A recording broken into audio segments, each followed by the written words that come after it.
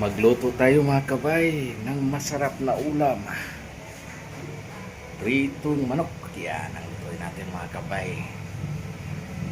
Yan, umpisahan natin ang pagluto mga kabay para makakain na tayo. Ito yung lutuin natin mga kabay. Yan, malinis na. Karning manok. Yan, timplahan na lang natin ito para maumpisahan natin ang pagluto mga kabay. Unang salang mga kabay, yan, pritong manok.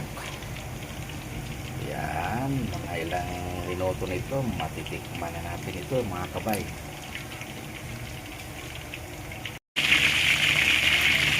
Okay, pwede natin baliktarin mga kabay. Medyo brown na yung sa ilalim. Yan.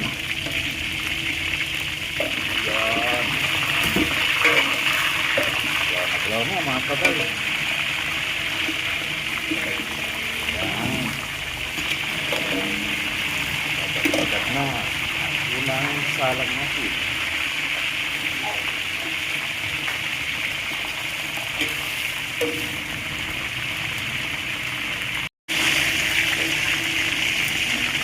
Yan. Binaligtad na natin mga kabay. Ayan o. Kita natin na brown na yung kabila.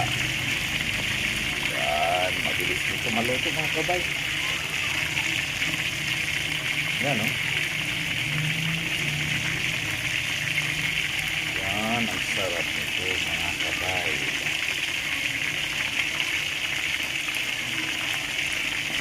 Yan.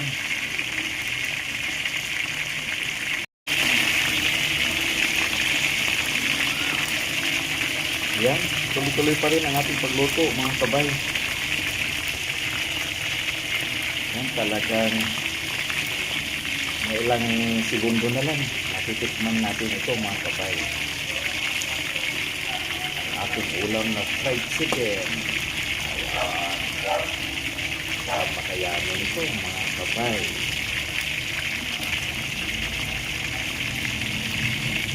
Yan.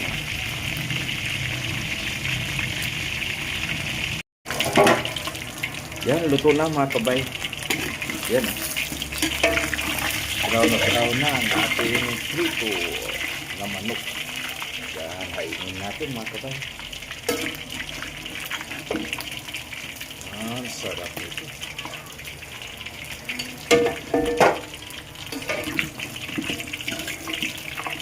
Yan.